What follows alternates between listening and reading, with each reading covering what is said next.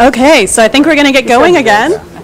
I really hated interrupting food. We need to lengthen some of these different events, but so we got about 15 minutes extra, and then we're going to get started a little late here, and hopefully make it up as we go through. But there's always so much that we want to do, so that's a lesson. Today, at this point, we're done with our cross-site participation. The other sites, London has gone to bed. And the other sites are doing some different things. They've gone to pub, right, you're right. And the other sites are doing some other things. We may have some online participants from those sites, we're not sure. But at this point, we're going to continue with our kind of Charlotte-specific agenda for the rest of the day. So one of the things that we're going to do right now is we're going to hear from a panel of what I call Charlotte sustainability experts or leaders. As part of our charge for us, anyway, for INSS, has been reaching out beyond academia. And for those of us who are academics, it's a challenge. It's hard to talk to people, it's hard to bring them in, it's hard to have conversations when we're not quite sure how to start them or what to say. And so we've really tried to reach out beyond ourselves to the community to bring in other voices and other perspectives. And so this panel is our interest in bringing that specifically to Charlotte and bringing in people from Charlotte to talk to them about what their experiences have been working in sustainability and to tell us something about how to bring in social aspects of sustainability or what their questions are for doing that. So we're hoping the panel will be a way to take the temperature of how this issue works in a variety of businesses and organizations around Charlotte. So I'm going to introduce the panelists, and then they're each going to talk about 10 minutes each about what they've been working on in terms of sustainability and social sustainability issues. And then we're going to open it up for questions. And then at the end, we're actually going to have small group discussions. Each of you will be asked to pick a panelist. And you'll be able to sit at a table and talk with them and just kind of see what's going on around. So we're hoping that you'll find that interesting. We'll do that in the atrium, and I'll let you know when we're obviously done with this. So our first panelist is in the middle, C.T. Anderson. Candace Taylor Anderson is the Director of Sustainability at Belk. She specializes in corporate social responsibility, employee engagement, and sustainability, obviously something that we have in common with our interests here at INSS. Previously, she's worked as an independent corporate management consultant for clients that include C&E Advisory, Garrison Lehrman Group Councils, and Sustainability Consortium. And she's also been a field organizer for the North Carolina Democratic Party. She's been featured as a guest lecturer at Georgetown University and the Haas School of Business at UC Berkeley. So welcome, Candace, and thank you for joining us. Our second speaker is Shannon Binns, who's also in the middle. Oh, at the end, sorry. Losing track of you guys. And he's the founder and executive director of Sustain Charlotte, which is one of our very important local sustainability organizations here in Charlotte. Prior to moving to Charlotte in 2007, he worked for the Nature Conservancy in Washington, D.C., where he was part of their climate change science and policy team. He has also served as an agroforestry volunteer with the Peace Corps in Senegal. He's helped found a tsunami relief organization in Thailand, and he served communities across the Northeast U.S. as a member of AmeriCorps. So he's been around and done a lot of different things, which will be great for our kind of wanting to get different perspectives. In the private sector, he's also worked as an industrial engineer for Motorola, General Motors, and Trane. He has a Bachelor of Science in Industrial Engineering from Iowa State University. My mom's from there, so that's kind of awesome. Ames is a nice little town. And a Master of Public Administration in Environmental Science and Policy from Columbia University. He served as supervisor on the Mecklenburg County Soil and Water Conservation Board and as an adjunct professor in the Sustainable Technology programs at Central Piedmont Community College here in Charlotte.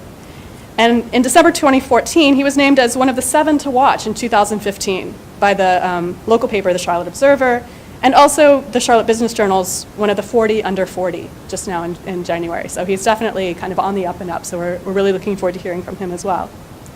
Our third panelist is Marcus Carson, who is this time in the middle. And he graduated from Davidson College in 2013 with a degree in political science with a concentration in environmental studies. As a student at Davidson, he studied the ability of city sustainability indices to affect sustainability-oriented policies. So very nice kind of practical application there, which is great. After graduating from there, he worked as the college's sustainability coordinator. And those of you who don't know, Davidson is just up the road, about 45 minutes or about an hour, up 77. So it's kind of one of our local schools in Charlotte. So as the sustainability coordinator, he was responsible for tracking and mitigating the environmental impact of the college.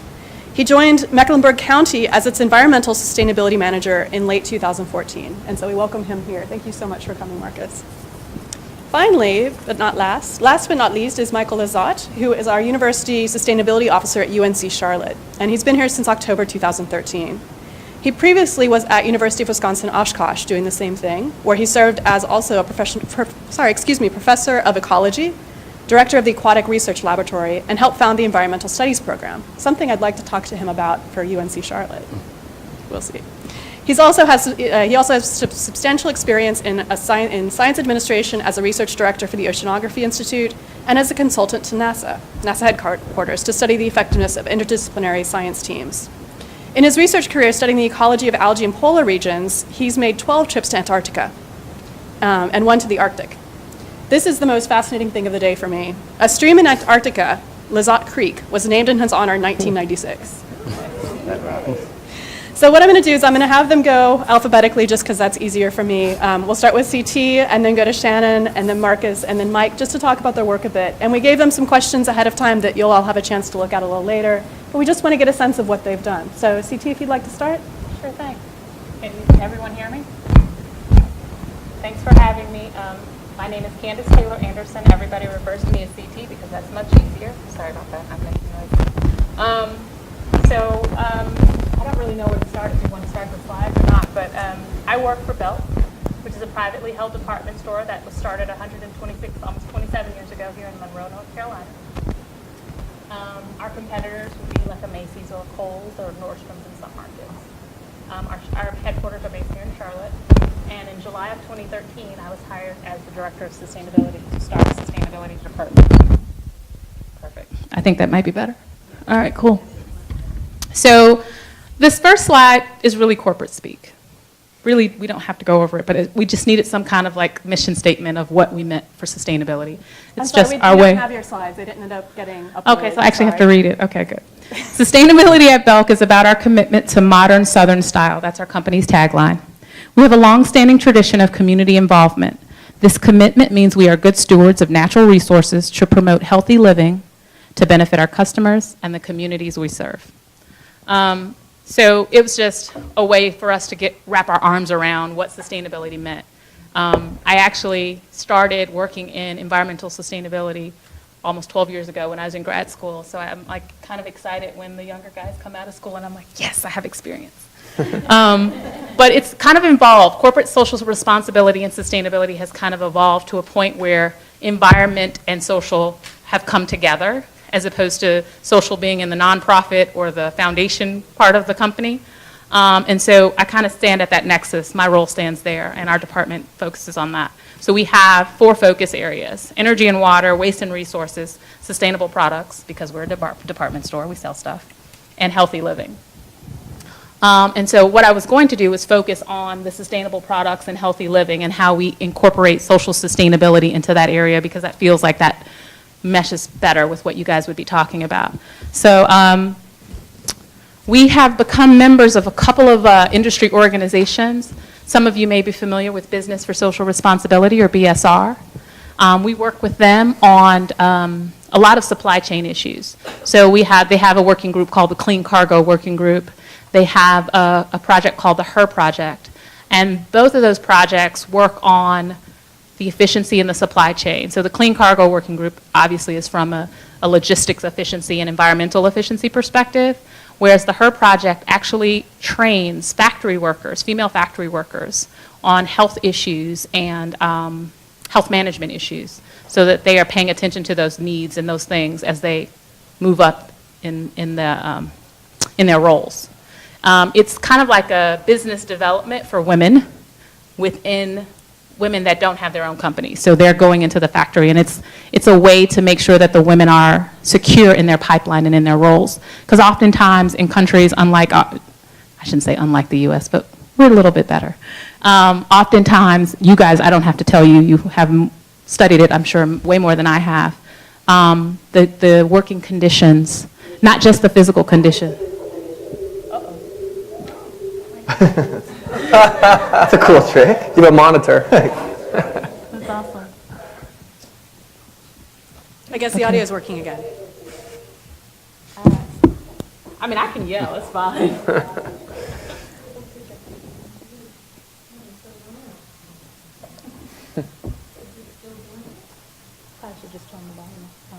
Testing?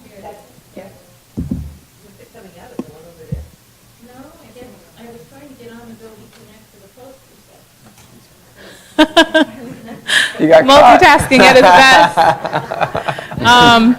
Anyway, I was just talking about the HER project in BSR, but that project, because we're a member of Business for Social Responsibility and because other retailers are members, kind of gave validity to the social side of sustainability for Belk.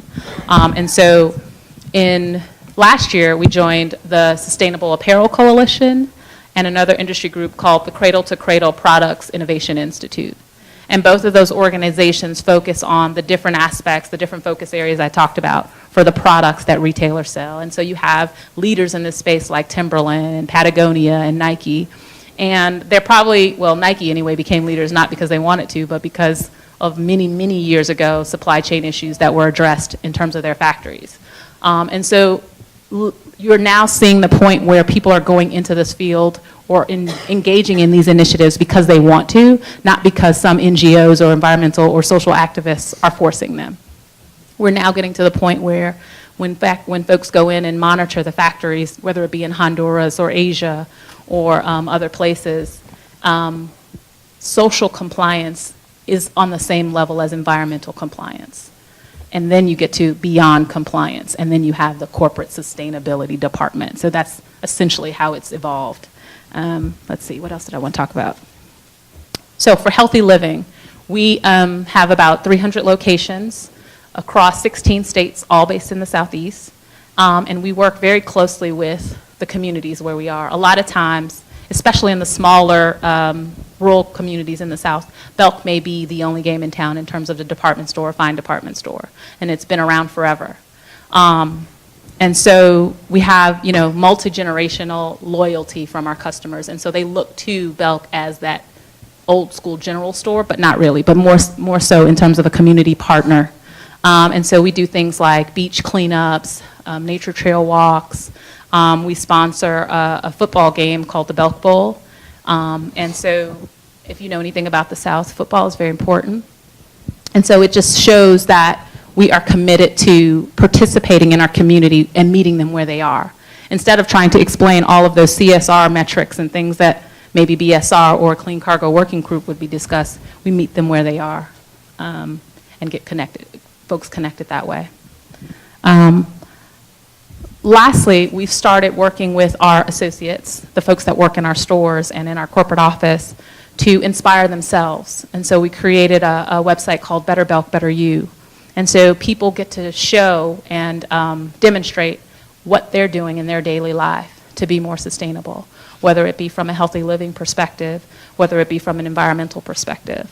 And so some of my projects that I've put on the platform have been to have meatless Mondays at my house, to always use reusable bags when I go shopping, things like that. And people take photos and videos and snippets. It's the social media component, and you kind of get the groundswell from all of the participation of that platform. And we've just recently launched it as a pilot.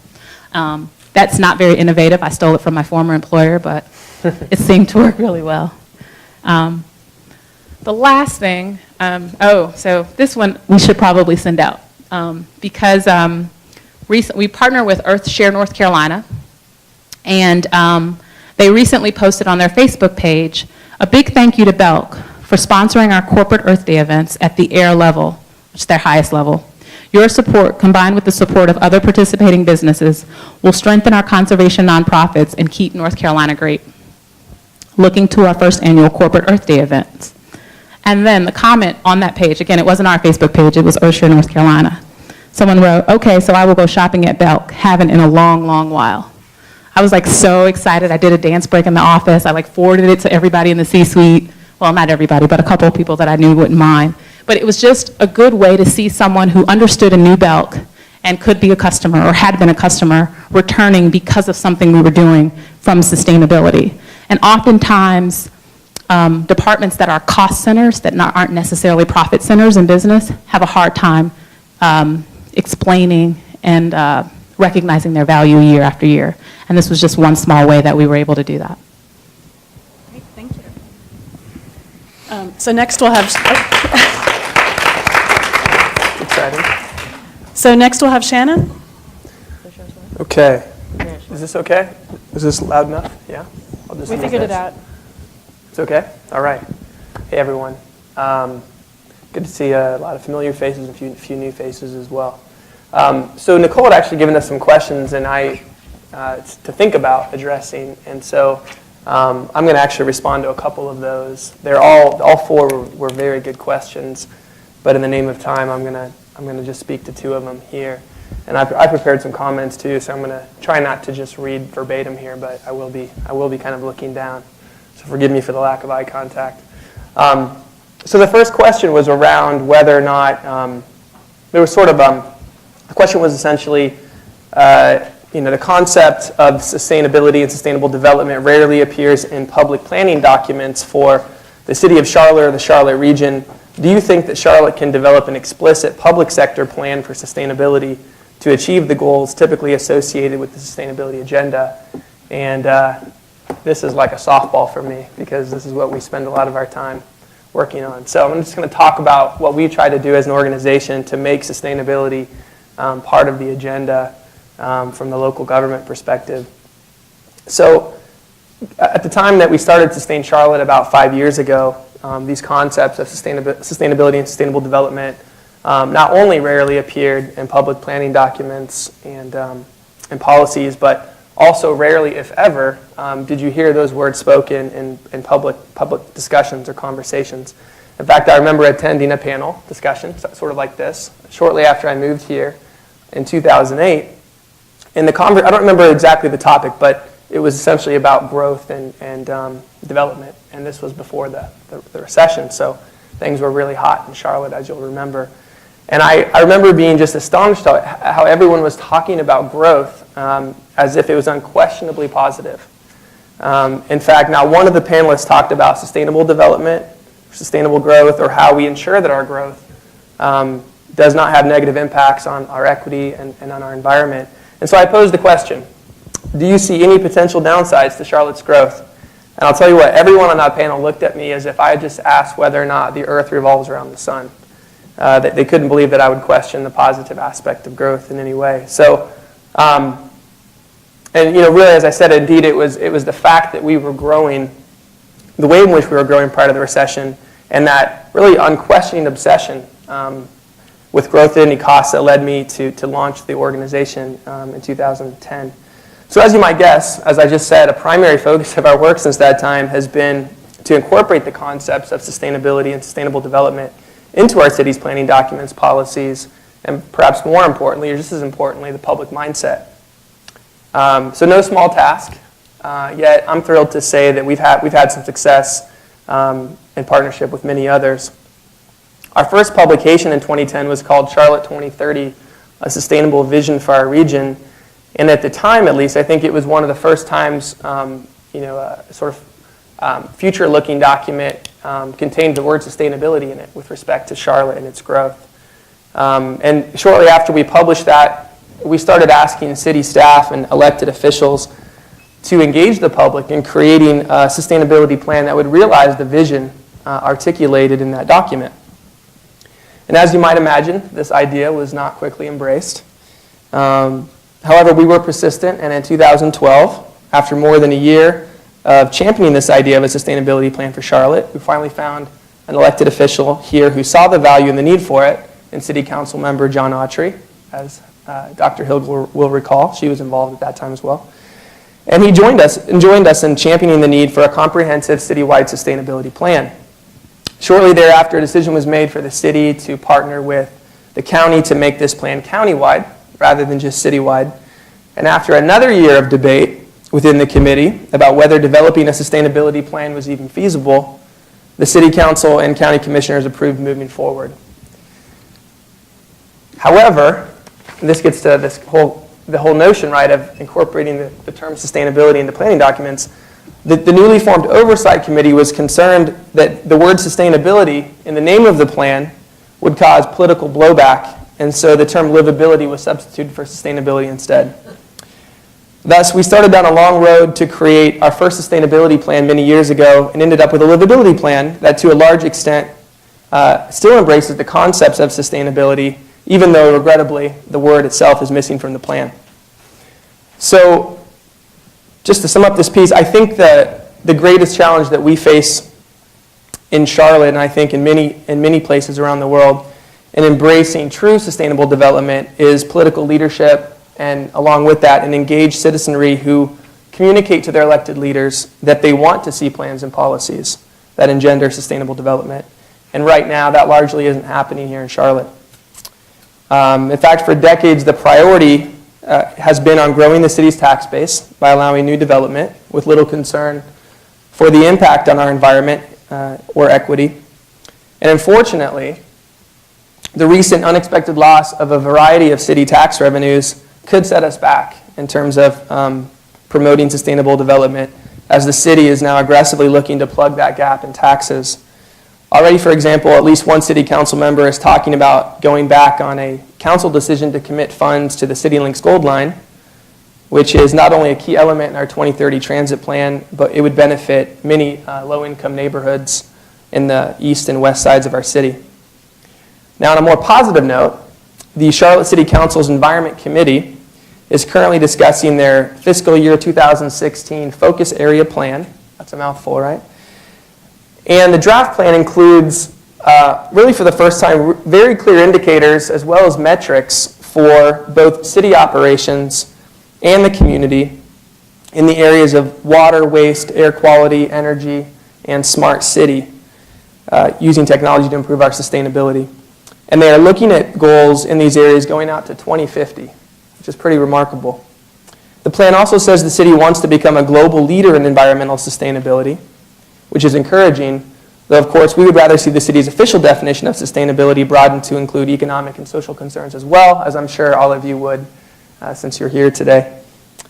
I also want to speak briefly about one of the other questions that Nicole sent us, which was, what steps we've taken at Sustain Charlotte to make sure our initiatives address equity and the social component of sustainability, as well as long-term environmental and economic concerns.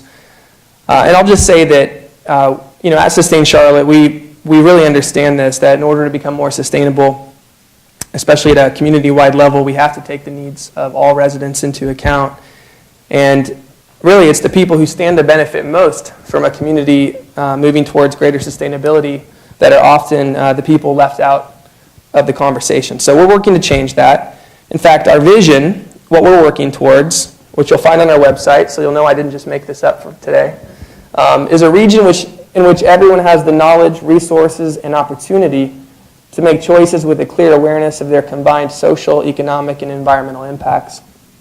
Furthermore, I'll just tell you how we define sustainability on our website. We say sustainability in an urban context recognizes the long-term economic vitality, environmental health, and social cohesion are interdependent. The health of one determines the health of all. And lastly, the three interwoven color bands in our logo, which some of you have seen, some of you haven't,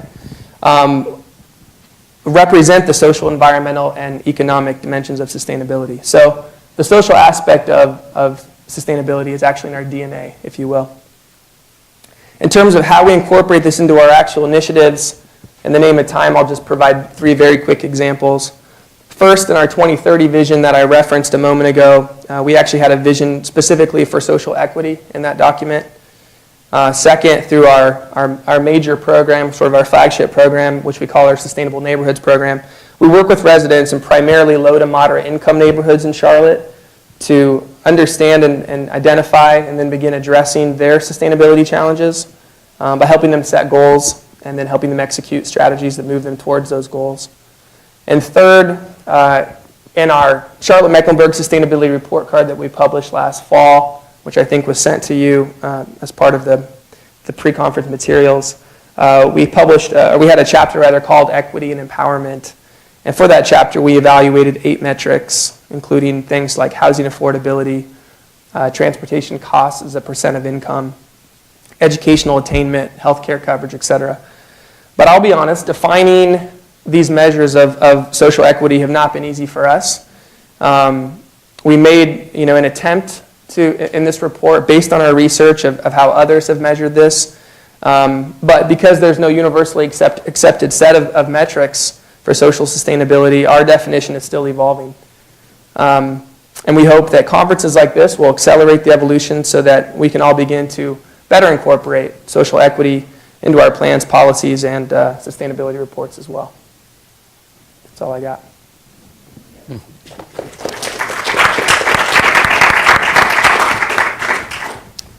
So next, if Marcus Carson could speak a bit. You've got slides, so if you want to come up here. Yeah.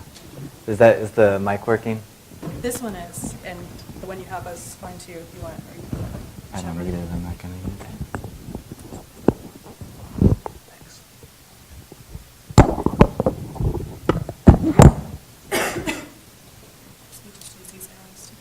Okay. Cool.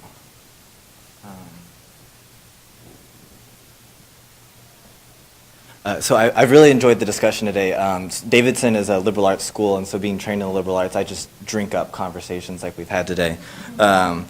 And I worked, and I thought long and hard about coming up with, in the academic fashion, a title for my presentation where you have a pithy description, colon, a more technical description.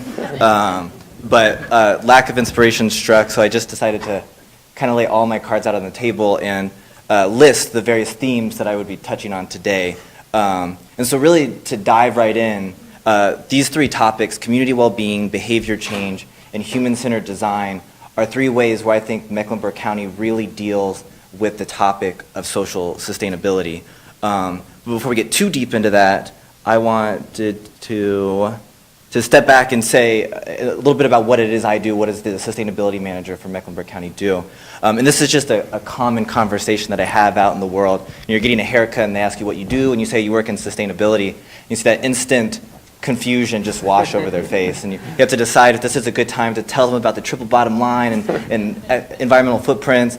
And so I haven't really figured out a good way to handle that situation. So if anybody has any advice, I'd appreciate it. But since this is an informed audience, I know I have to worry about too much about that.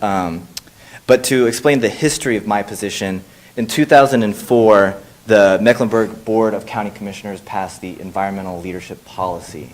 And this policy established a set of criteria that really guides what I do. The first being that I'm responsible for guiding the county government on how to operate in a more environmentally sustainable way. So that covers all the things you would think it would in terms of our energy use, our water use, the waste that we're producing. And then the goal is that as a result, we'll become an environmental leader in the region, which will then ultimately improve the well-being of Mecklenburg County residents. So that is really just a broad overview of the work that I do and the world that I'm kind of operating in.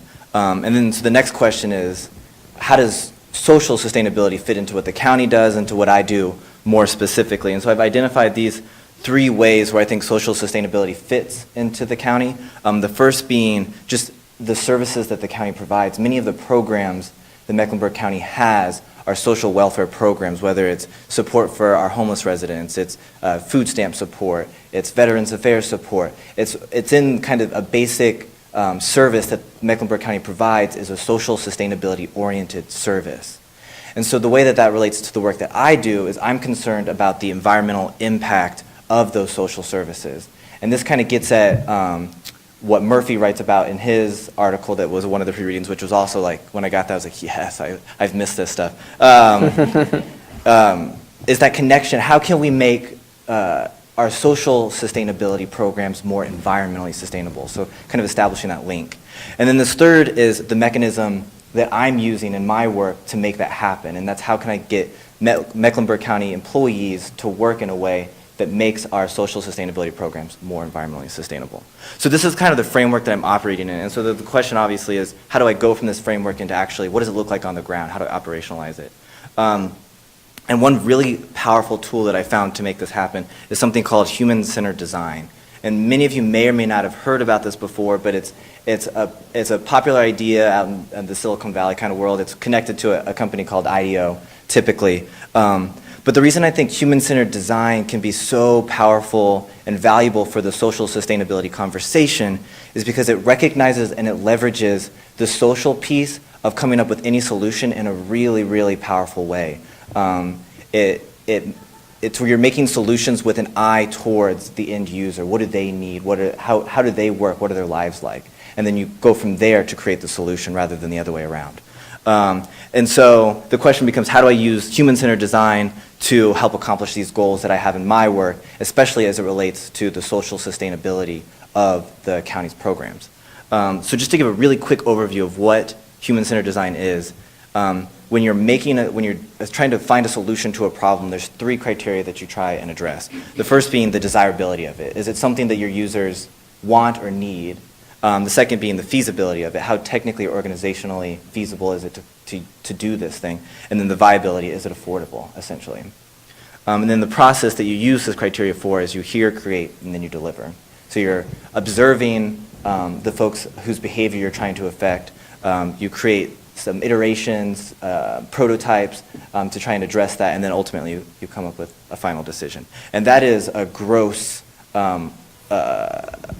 under description of what human-centered design is. If you have any interest in it, just Google it, and just the resources out there are vast and pretty cool.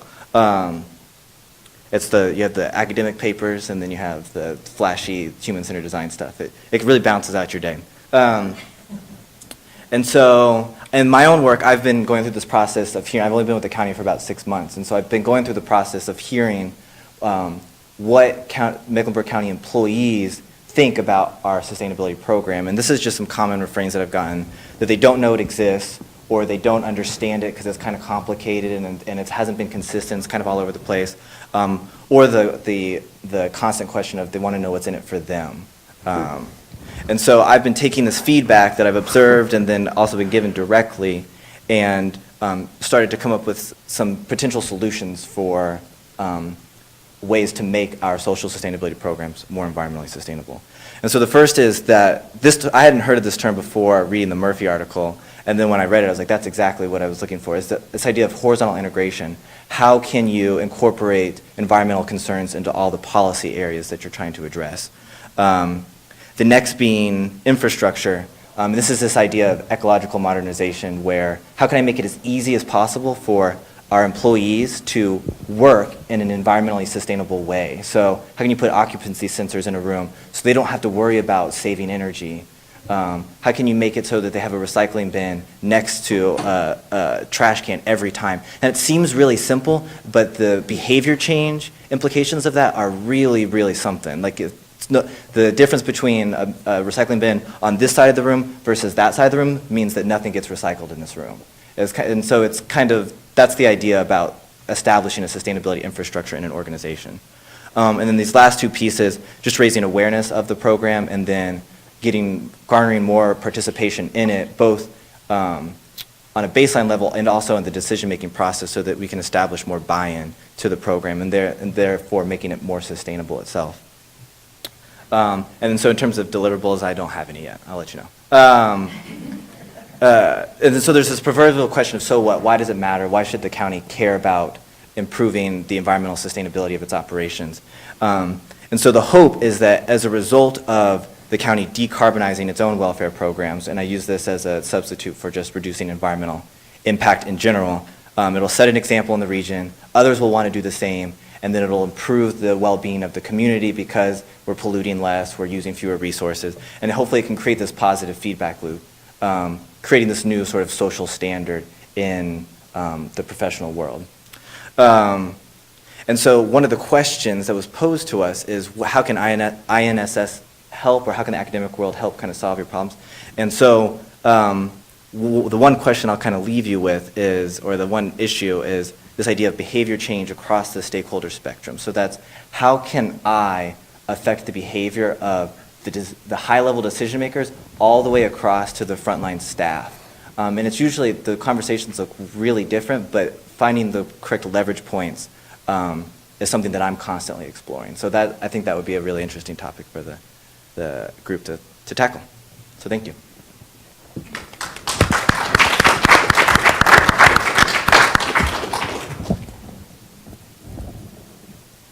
So our last speaker is Mike Lizotte, who's with UNC Charlotte as their sustainability director. Sorry, I'm messing up the sustainability officer, university sustainability officer.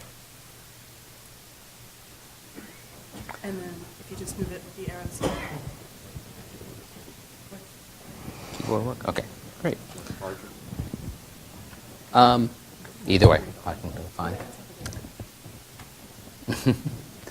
Okay, so you can hear me? Microphone's fine? Good. So it's always nice to be sort of following up and being forth. One of the things that, in looking at the questions that we were given, I thought one of the contributions I could make that's probably the most useful is to that first question. Can you have a county, city sustainability plan? How do you get one of those and so forth? I've been through the process at large universities. This is my second large university doing this kind of a job. Also worked with the city of Oshkosh going through this. I've done a lot of strategic planning around watersheds, bicycle plans for cities, things like that. And one of the differences when I came to Charlotte is it was UNC Charlotte. It was the first time I sort of got handed somebody else's plan and asked to implement it. Every other time I did something, it was always my own plan. So if there was something in there I didn't like, I had only myself to blame. I was part of it. So this is a sort of the story about what's it like when you have to implement somebody else's plan. What do you have to go through to do that, short of saying I'm going to just launch into a whole nother thing and get my own plan, which is possibly an option. But it was a benefit coming to this job in that they gave me about, well, I'm probably getting near the end of my honeymoon period, a year and a half, but they said you can do the assessment, you can try to figure out, we want an implementation plan. That was really a luxury. So it wasn't start implementing, here you go. So one of the first things we did is we had to figure out kind of where we were. We also wanted to get better at letting the public know where we are. So this was our first annual report. It came out a few weeks ago. In the future, what we really would rather have, I would rather have, is something that's more of a continuous status reporting through the internet. We might as well enter the century here. And but you know, there was a sort of a goal. It's nice to do it this way the first time. The other benefits of doing it this way is because we were doing a magazine format, we went with a storytelling type approach. And so I recently submitted a blog entry on the INSS website about how when we did that, it turned out that almost every story we tell has this social component to it because you're telling stories about people and what they're doing. So it actually gives a very different flavor from, say, lots of charts or things about technology that you've implemented or installed. The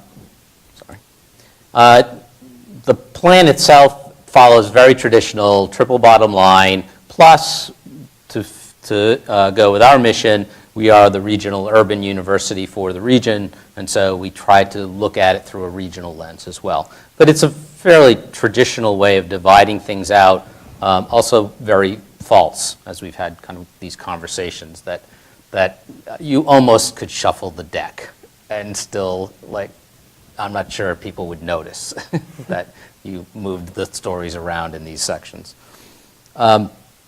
So here's what I was faced, though, with respect to the plan. They had a group write a plan in 2010, and it has all the right parts that you would kind of expect to see there. Some of these will look familiar. All four of us have the same topics on there. Of course, we have a few additional things like curriculum, which is our product at the university. We're a research university, but if someone were looking at this and trying to divide out the social pieces, they'd probably pick those first three. They'd say, well, curriculum, research, culture, community, outreach, partnership. Those are clearly things that they're doing that are about the social interaction that's going on. And likewise, someone might look at the rest of them and say, well, you know, facilities management is doing all the rest of that. And they would kind of parse it out that way. The biggest problem I have is that number you see up there. There's 131 goals in this plan. And I'm one person with some interns. And so obviously other people are going to do these things. It's not going to be me. The best I'm going to be able to do is you know, promote, educate, find a grant every once in a while, just be the catalyst amongst all this thing. But still, 131 goals. You dive into, those are chapter titles there. When you dive into any of the chapter titles, it all of a sudden looks kind of reasonable. Like there's just 10 or 12 things to do here. But when you try to swallow the whole thing, it's crazy. So I'm in, my immediate surroundings are in facilities management. I'm in the planning office, which is good. These are people who think about the future and look to the future. The first advice they had is, let's see if we have best practices and define those 131 goals in terms of best practices. And that could be something we do. Hopefully it is something we already do.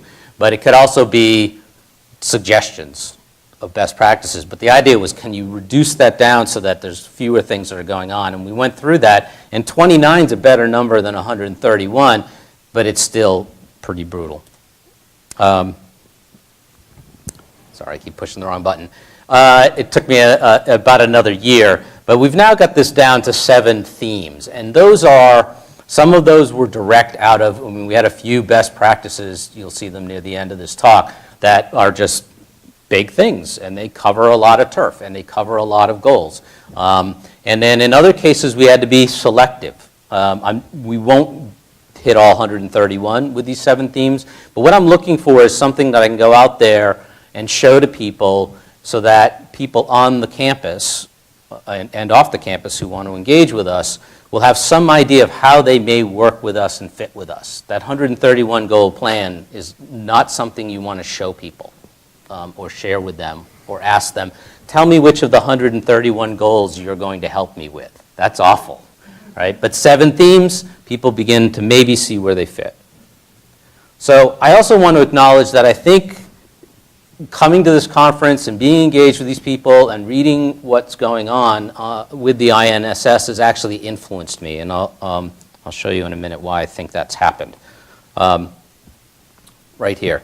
So the original 2010 plan, and there's that list again of all of its chapters, are basically problem, issue, noun kind of talk. So this is a change in the language by which we look at things. And very traditional, most university plans are going to look like this, but it's very hard to figure out, well, what do we do now? It's the necessary first step to identify issues and problems, but it doesn't necessarily suggest where you're going to go or how you're going to reach that goal. In the implementation plan that I'm putting forward with these 7 themes, these are all action verbs. So these are about the things we do. And so I'm hoping people actually get the idea that, yes, we need action. This is what we're going to do now. So I'll step through those as quickly as I can. This is an easy one. We're going to do assessment. We're going to be assessing. These are, sorry for the acronyms, I won't go into them in detail, but those are basically our industry's standards for assessment tools. The first one is a big, brutal one that takes a year or so to get done, and we're just completing that. And the other one is a climate commitment, so basically our greenhouse gases. Developing curriculum is another big one, and most of that has to do with working with the faculty, helping the faculty, supporting them, encouraging them. An interesting thing about developing curriculum that Brett and I went to a workshop down in Atlanta and about how to do this, and along with another colleague. But one of the interesting things that I brought home from it was that people may think this is about programming to try to get your newest faculty on board and help them along and become better teachers. It turns out these programs and help and encouragement are actually, in some cases, best received by faculty who are more like the middle of their career. They're looking for something a little new, they're looking to recharge batteries, and sustainability is there saying, come learn some new things, find some new things that you can share with your students. The third one is researching our campus. This is sometimes called a learning laboratory, living laboratory. But basically a campus, especially a large campus, is a big ball of issues and problems. And so getting students and faculty and all that expertise to look a little bit inward, instead of making up theoretical questions, just ask me. I have real problems, and many of them are social. And so finding a way to be able to coordinate, encourage, do all of that, I honestly don't think any university has done this well yet. Lots of them say they're doing it. So I'm going to really try to see if this can't be something that we do at Charlotte that is really special and do it at a level that nobody has tried. And in some ways, I'm grabbing the coattails of these capstone project kind of things that are going on my campus, where, like, for example, in the College of Education, there are 200 research teams, mostly working for outside companies right now, all seniors. And when you have the size of school we have, we can do that in lots of areas, not just engineering. And our research director actually is talking about wanting to do it campus-wide, make as many departments do capstone projects of that kind as they can. Secondly, we have student groups. You can see in photographs, people are building gardens, they're finding other things that they want to do. So you have very formal things, like at the top, those are engineering professors working with students to build and design a solar house. Many of the people in INS were involved with that one, all the way down to what a new garden club wants to do. These can be a lot of different levels. Theme 4 is communicating. Probably don't have to go into a lot of detail with that. Although I will say one of the interesting things in here is there's a strong social component at UNC Charlotte. A couple of those pictures are a campus cleanup.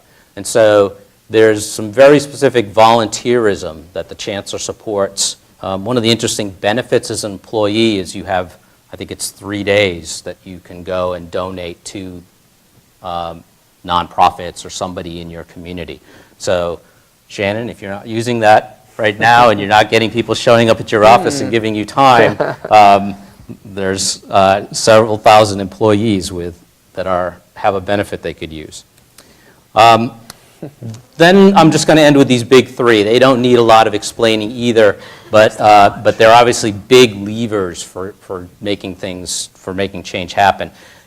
UNC Charlotte has a design manual. That's not common in the university world, and we have one. And so it's a big lever for basically seeing what we build. What I'm really interested in, even though we're like much of Charlotte, we are constantly adding on because we're at 27,000 students and we need to get to 35. That's where to fill our role here. So obviously new buildings like that's a Green Globes certified green building dormitory in there, or the second picture is from right outside this building, which is a LEED Gold building. That's great. The new buildings are great, but we have a whole bunch of legacy buildings. And so one of the things I'm working with staff on is how we use the design manual to get back into the old buildings and not wait until the state decides they're worth refurbishing, but actually get back in there and do what we can to make them a lot of the things that my colleagues here have been recommending. Basically, we need an equivalent on operations. We need to know what we're doing. There won't be one manual for this. It's too many units doing too many different things. But we need to understand what we're doing. And some of those things will be policies. Some of that will be staff development. They need to, if you're going to have green cleaning, which is something we've already done, then there's a whole sweep of staff development that goes along with that. The last one is, that's big, is purchasing.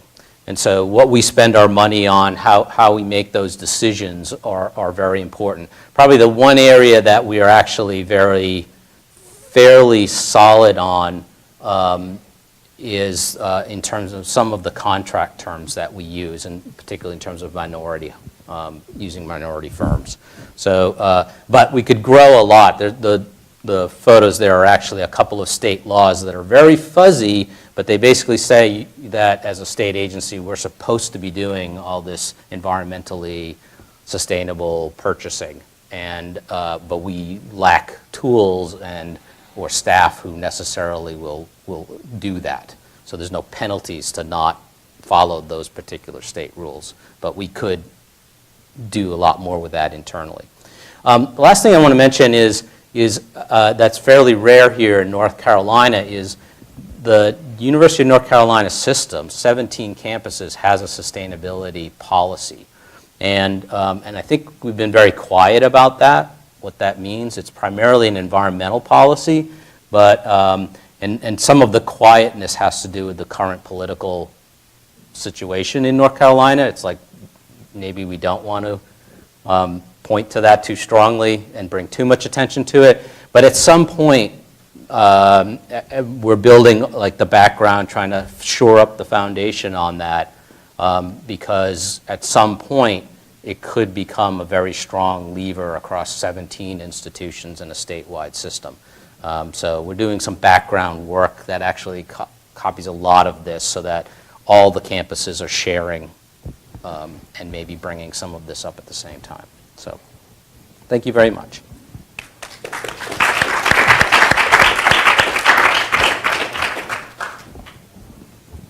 Wow, that was so much more exciting than I even expected. I loved all of these presentations. Thank you guys so much.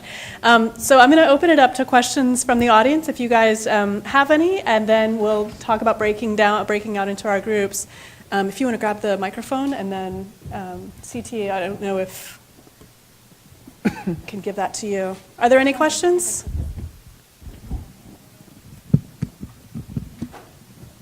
Thank you. I'm going to ask a backwards question. I'm going to ask a question that probably us academics should be giving you the answer to, and that is, how do you affect behavior change, all the way from Marcus's convenience to Michael's education, to Shannon's, hammering away. I mean, you all have to do this. You all have to make the case all the time, every day. And I know some of the tricks. Poonam knows some of the tricks, but I'd be curious, what tricks do you know? What have you found that works in making the case? And I know it's not just giving people the facts. That is probably the weakest tool. So what do you find works to help you make the case? Or even if you just have time to give us your, top tip, whatever you... One thought that comes to mind for me is I think it's really tailoring the message to the audience, right? I think that, as Marcus said, you bring up, you use the word sustainability, and some people have no idea what you're talking about. So it's using the language that people understand and will resonate with them. So, if you're talking to someone who is primarily interested in economic development, you talk about the economic development benefits primarily. If you're talking to someone who mainly cares about the environmental benefits, you talk about those, or the equity benefits or whatever. So I think that's part of it, is really being in tune with who it is whose behavior you're trying to change, and then using language that they both understand and can get excited about. One of the things, not the silver bullet, but one of the things. Yeah. I would say, from a business perspective, we have, our Executive Sustainability Council, which is the CFO, the president, the chairman, and all of our divisional presidents, all the way down to our green team, which is the rank and file associates. And we always go in with a compromise. Our team, we figure out what our compromise is so that we can have that range of discussion points and everybody feels like they're involved in the final decision. So I recently had a conversation with our CFO, and I was asking for more money for something. And he goes, I have to be honest. I get the financial benefit. I understand that it's the right thing to do. You lost me on all that environmental stuff. I was like, that's cool, 2 out of 3. We can move with it. Really what I wanted was the more money. So you always go in with, you're not going to get 100%. You may not even give 50%. But what will you do when you get that 45% of what you asked for? How will you still make it work to achieve your goals? Is this working? It's not working. Now is it working? This is how I finish my presentation, so I'm not sure. I think, so there's a couple of things that I'm thinking. One is, how you get people to change their behavior. You tell them that their boss says that they have to change their behavior. and then you give them the tools to make it happen. So if they're ordered to do it and then you kind of just expect them to figure it out, then it's not going to work. But if you give them the tools, then that's one real way to do it. Another way, like Shannon was mentioned, and what was in the discussion that we were having earlier, is you explain to them in a way that they can understand. So the mayor of Charlotte walks in, wants to know what this whole sustainability thing is about, and you say that's how you're getting reelected. You know, he's gonna understand it and want to understand it. So that's what I'll say. But I don't. The reason I asked you is because I don't really have a good solution. Yeah, well, nobody there, it's a suite of responses. Mm-hmm. Microphone, please. Use the microphone, please, if you're going to. Yes, it's a suite of responses and tools and methods. I guess we think of usually when someone says behavior change, I start thinking, well, okay, 27,000 students, 5,000 staff. And so I'm thinking, that the question is about how to change really large numbers of people and their behaviors. And mostly what I try to do is, and I may be able to just do this for the rest of my career, is find places where there's actually a fairly low barrier that's keeping it from happening. So you were right, Helene, that usually there's this idea, it's very, very popular, especially at an educational institution, that we can educate our way out of these issues.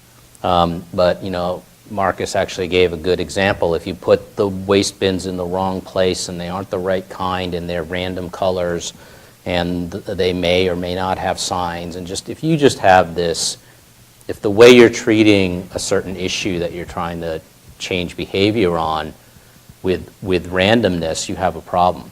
One particular issue that I have, that higher education institutions have, I think it's probably also a problem at a lot of other places who believe they are surrounded by smart people, is the idea that we don't have to help smart people, that they should be able to figure this out for themselves, as if, it's okay to make recycling a puzzle for them. And to me, that's just a ridiculous barrier. And it's usually just defending a bunch of bad purchasing decisions and randomness and lack of standards and a whole lot of other bad things that no one wants to talk about. So I'm usually looking for things like that you can go through and you can sweep out. So if you have an area where it's not safe to walk and that's keeping people in cars, and you have areas, there's things like that. And some of these barriers take a lot of money. Sometimes they take a little bit of money, and some of them you can sort of keep chipping away at for years. But that's interesting. Yesterday I talked to our student we have a student fund, and it just gets $1 off of every student every semester. And so I had them pass a bunch of proposals for new waste bins. To just make sure that we live up to a standard we have, which says they're supposed to be at every exit. And we went around with students, we measured, drew up maps of everything, and they aren't at every exit. And so I asked the students for $30,000 to fix that. And somebody was there from the recycling office, and I could tell, he wanted to argue against it, because his unit's going to have to install these things, and they're going to have to empty them and all of that. And so that's just one example where I'm using this. No, we have standards here, and the fact that we aren't living up to them is no reasons. We'll solve those other issues you probably have downstream and without the students and so on. So that's,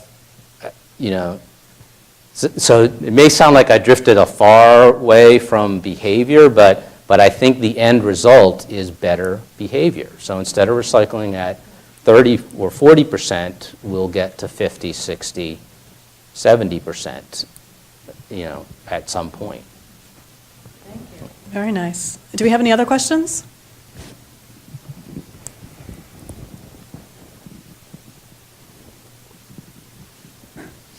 Hi. I want to build a little bit off of the standard part that a couple of you mentioned, but it's really directed to Candace. that you had mentioned in supply chain that when you go down to the country of origin, you're looking to see if there's compliance, and you said compliance equal to environmental.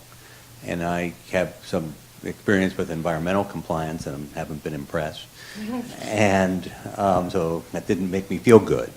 I know that there's some international environmental standards, for example, the ISO standards that have helped some, because some companies have said that we'll meet the ISO standards and those will apply to our Western operations in addition to our developing country operations. So we're doing the same thing everywhere, so we're protecting folks equally no matter where we're going.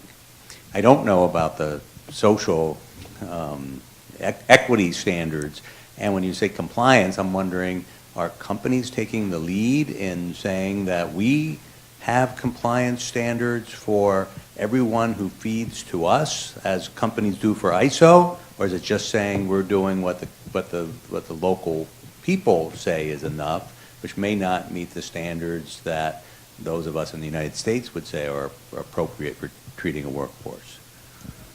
Companies are not necessarily taking the lead. I mentioned, unfortunately, I probably shouldn't have mentioned another brand, but I did earlier. Around when something goes wrong, companies pay attention. I think it was now 2 summers ago that there was a collapse of a building in Bangladesh, and a lot of retailers start paying attention. And as a matter of fact, there's now 2 different Bangladeshi coalitions that came out as a result of that collapse, because the building and the factories there were according to the country standards, but obviously that wasn't enough, and human life was at risk. And so what we're finding is that something has to happen to really get the businesses motivated beyond just the economic incentive. But once that happens, then companies start developing their social compliance standards. Then there are third-party auditing firms that go out and audit these factories around the world. And so when I first got to Belk, I asked for that. What's a copy of our audit scorecard? What's our scorecard for our first tier, second tier, and third tier suppliers? And when I read it, it was really just a copy of what's the standard for the coalition for the Business for Social Responsibility. What do they provide as kind of a best practice tool? And because we're a small organization, we were able to just take that and mirror that exactly. We recently had a conversation with one of our suppliers who asked, so if I don't achieve these, if I don't meet everything on this scorecard, does that impact my business? We haven't gotten there yet, but they see the writing on the wall. I previously worked, and I can say this, for the #1 retailer in the world. I worked for Walmart. So it's a much easier discussion when you're talking to factories and suppliers. Now I'm working for Belk, and half the time, even in this country, I have to explain what Belk is. So it's a more nuanced discussion. It's like, today, no, it doesn't impact your business. But I can tell you that the leaders that are leader vendor partners are doing this, so we want you to be one of those leader vendor partners. And then you can slowly weed out the folks that aren't complying. So it's not necessarily that we are leading the discussion, but it's smart business. And so back to what Shannon said, is you gotta, Well, I was just going to add, you got to give yourself a little more credit. Belk, CT just organized a sustainability conference, panel, workshop. What's the right noun I'm looking for here? At Belk for their suppliers, to help their suppliers better understand what's meant by sustainability. And it was most of a day or half a day or something like that.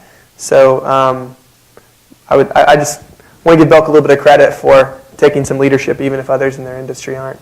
But I thought that was pretty innovative to say, you're one of our suppliers. We want you to do well. We want to continue buying from you. So let us educate you about what sustainability is and how you can become more of a sustainable company, which makes you more attractive to us and makes you more attractive to, I assume, others as well. At least I think that was the point of it. That's exactly the point. I mean, it's about securing the sustainability of our supply chain, because at the end of the day, we sell stuff. So if there is cotton from Uzbekistan where they use child labor in our supply chain, it's probably not a good idea for us. That's just one example. But it's really smart business, and so we're starting to get to that point where you go all the way back to the farm where the cotton is grown for your denim.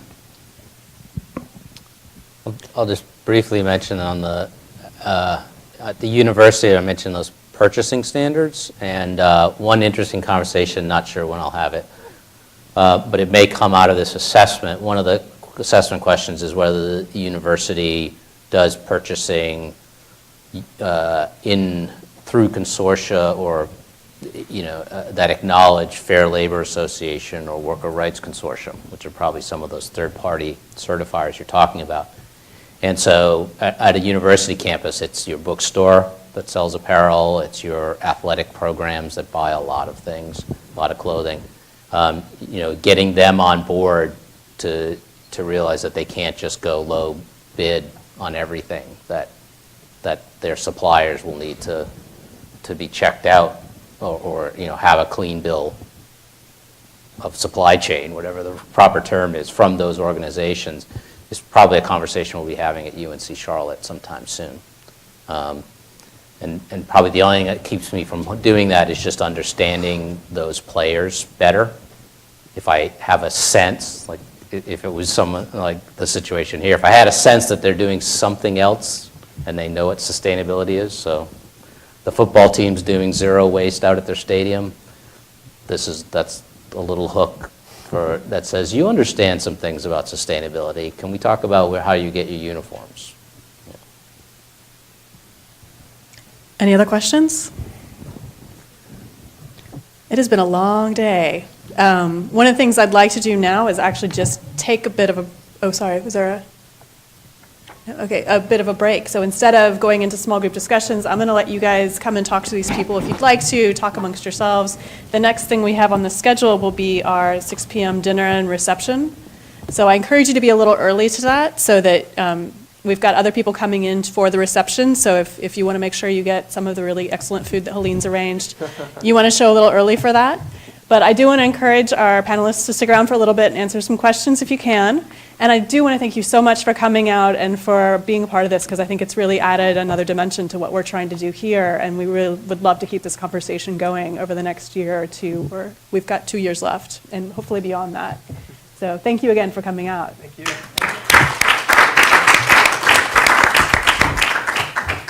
And then if you don't make it to the reception, we start again tomorrow morning. Breakfast is at 8 and the panels start at 9. So plan your morning accordingly. We'll see you then.